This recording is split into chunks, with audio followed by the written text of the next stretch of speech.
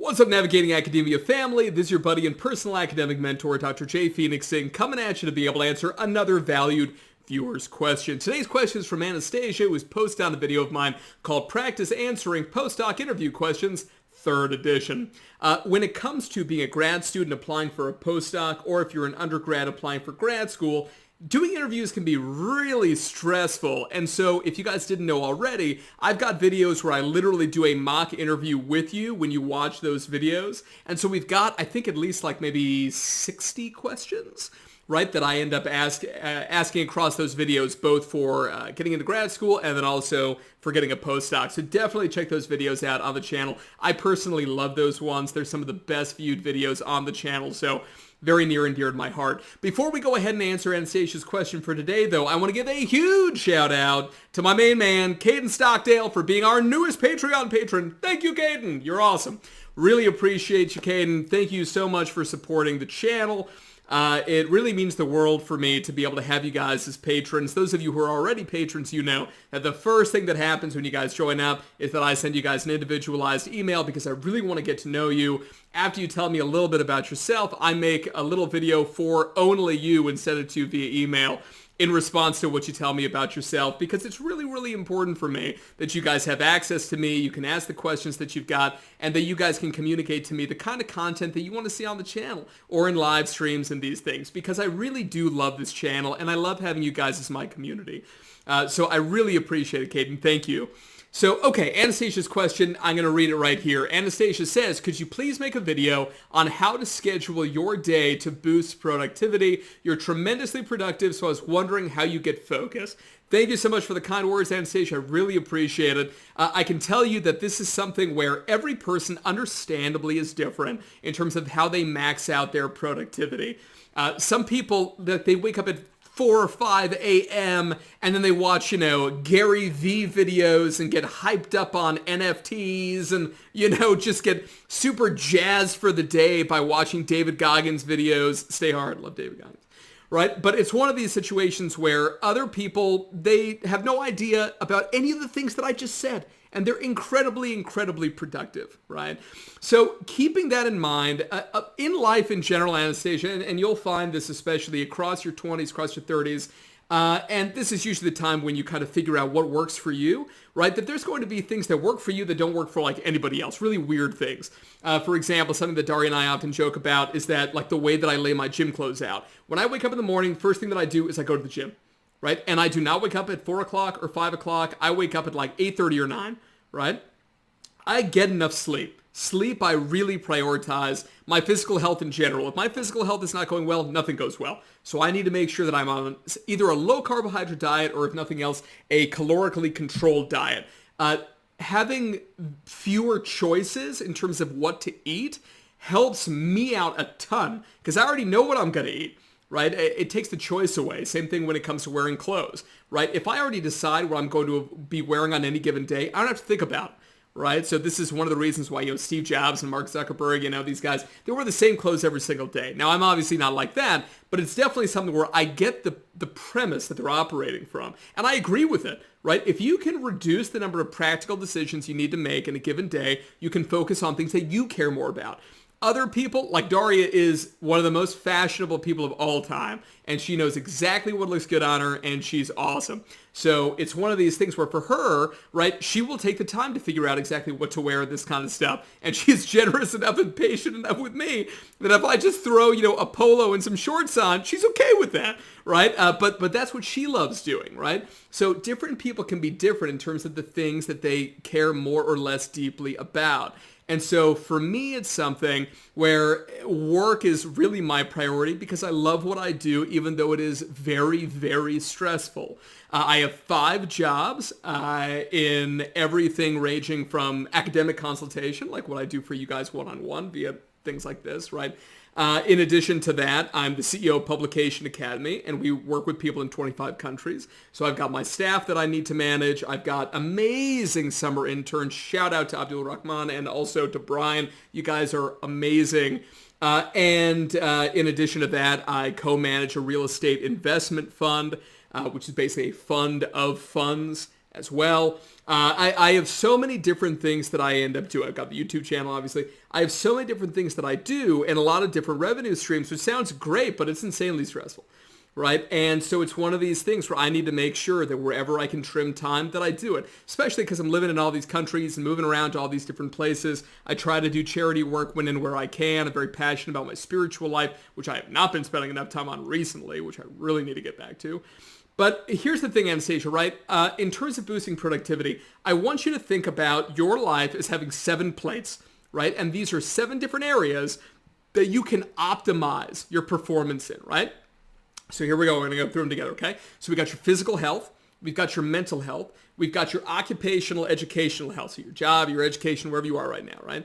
And this can include things like finances and so forth, okay, in there, right? And then we've got your spiritual health, whatever that means to you. I'm a Christian. People can be of a specific faith. They can be spiritual. They can be whatever they want, right? But something that basically connects you with something deeper than your day-to-day experience, okay? And then 3 kinds of social health. These are your romantic relationships, your social non-romantic relationships, and your familial relationships, right? I refer to these as the 7 dimensions of optimization, and there's something that when I sold my first company back in 2017, I had to find myself again. I was so lost in my life. And when I went back and tried to really reevaluate my life and figure out what I wanted out of it, I realized that these are the 7 core areas of my life, at least, and I think probably for a lot of people, their lives, that they really want to find some balance in and figure out ways to be able to, remember we talked about spinning plates, right? To be able to like get one going, like get work. Okay, work is going so great, and now I've got a stable income and all this kind of stuff. Amazing, right? But I haven't been going out, and I haven't been making friends and these things, or I haven't been reaching out to my parents as much as I should have, or I haven't spent enough time reading the Quran or reading the Bible or reading whatever my religious text is. These things always are going to be like plates that if we don't spin them, they're going to fall over, right? The good news is that most of the time when these things do fall over, they don't shatter on the ground. They're just on the ground. We got to pick them up, dust them off, and get going again, right? And this is where it can become dangerous by spending too much time or too much focus on any one of those 7 things. But life, of course, moves in these different seasons, and in some seasons you're going to be focused way more on work, in some seasons more on family, right? In some seasons you're going to be focused on your romantic relationship, and in some seasons you're going to be focusing on your spiritual life, right? So what is a priority to you at any given time basically needs to dictate how you're going to spend your time. I'm a big Ralph Waldo Emerson fan, Henry David Thoreau fan in terms of American transcendentalists, philosophers. And, Thoreau would always talk about how essentially, if you try to like seek happiness, it's going to elude you. But if you busy yourself with other things, it's going to come like a butterfly and perch itself on your shoulder. So that's the thing is, busying yourself in a worthy cause is very, very important. And there's also, of course, this principle of, show me where you end up committing your time, right? And I'll show you what's important to you in your life. And so it's really important for you to be able to figure out your priorities at any given time and prioritize them, right? So in terms of me being productive, I appreciate you thinking that I'm productive. I think that I'm a reasonably productive person. I wouldn't place myself above anybody else, that's for sure, but I do my best. What I do to be able to make myself productive is that I wake up in the morning, like I said, I put my gym clothes on immediately. I lay my gym clothes out the next morning, and I literally lay them out on the ground, right, and put them all on, right, and all of a sudden I'm dressed for the gym. I'm going to feel guilty if I don't go to the gym.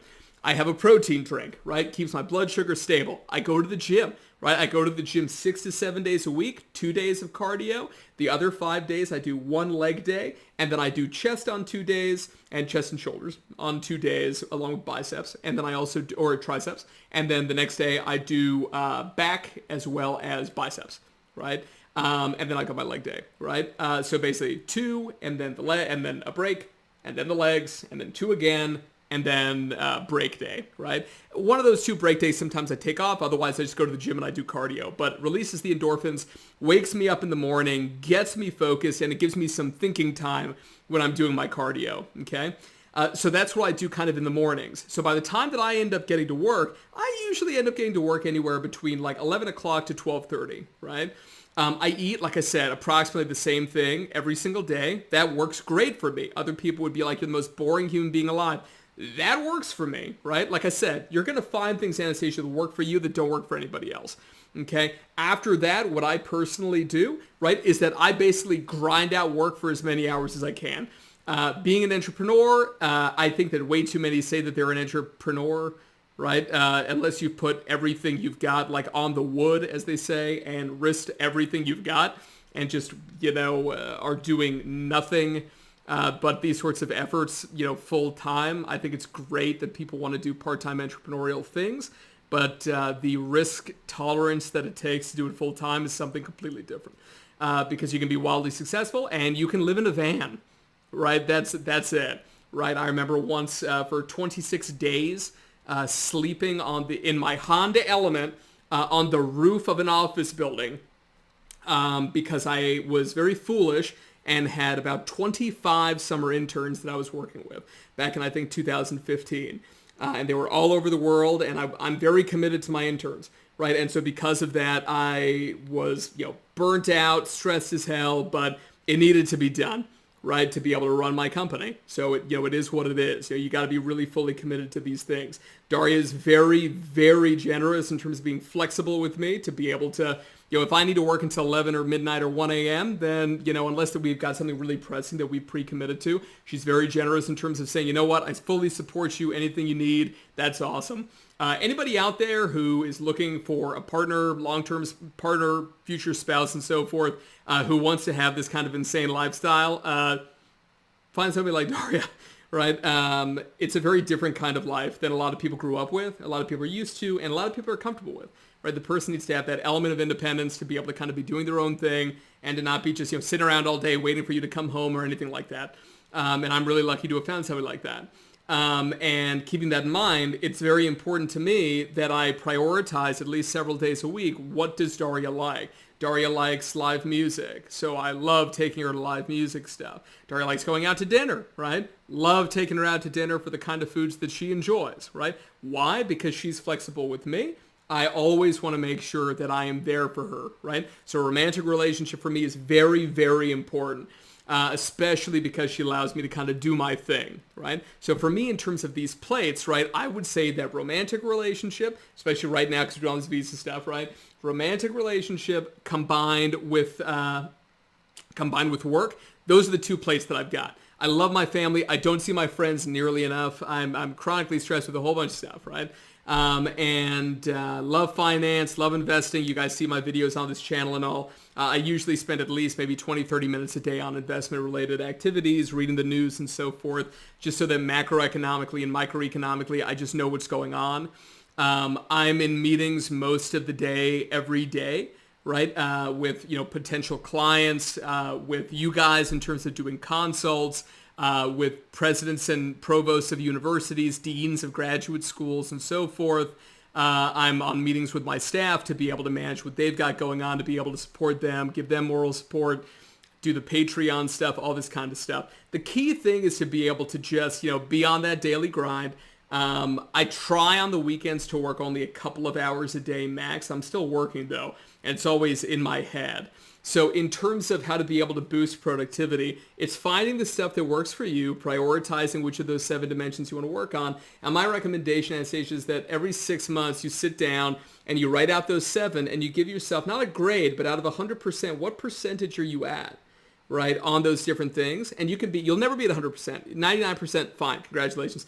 But you always need to write down 3 actionable things that you can do, right, to be able to get you further, even by 1% on each of those 7 different things, right? And literally, just you can set the thing on fire and throw it in the garbage. Not while it's still on fire, please, right? When you're done, nobody else ever has to read it. You don't ever have to tell anybody about it, right? Those of you guys who work one-on-one with me, for some of you, you just really are looking for that coach, that motivation, and somebody who can help you basically just plan your life. Maybe you're in grad school, you just want to get the hell out of there and just need somebody to be there with you on that journey, right? For some of you, you're just career-wise trying to figure out what the hell should I do? Should I go to graduate school? Should I not go to grad school? If I go to grad school, what kind of program should I apply to? You need somebody who's kind of there with you, kind of going through these things. All of us need that kind of person. So some of you guys, I give you this exercise and you do share these things with me, but you certainly do not have to. Doing it in your own life or whatever and keeping things like close to the chest in terms of secrets for yourself on what you want to work on is ironically somewhat hard for a lot of people in this day and age where everybody's sharing everything on social media. It's not necessary to share everything in your life, right? It's just not. There's been some interesting imaging studies that suggest that especially for like Gen Z and presumably whatever we're going to call the next generation, that unless something is actively shared with others on social media or otherwise, it's almost like reality is distorted, that it's almost like something's not real unless it's shared in some capacity, which of course is not true, but I get it. I understand kind of why this is happening neurologically and how we're getting wired in this way with technology and social media being the way that it is.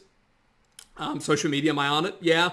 Do I know how to use it? Poorly, right? I always tell people for Instagram, if you like academia memes, inspirational quotes, and like photos of Daria and I, then feel free to join because I don't know what the hell I'm doing.